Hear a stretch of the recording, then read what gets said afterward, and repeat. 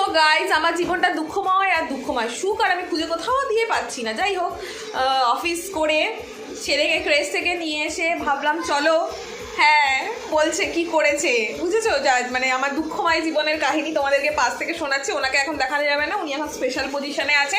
বাবা উল্টে পড়বে না কিন্তু কাজ বাড়বে, চুপচাপ ওখানে বসো। ভাবলাম একটুখানি খিদে পেয়েছে, চা ঠা করে একটু জমিয়ে বসে খাবো।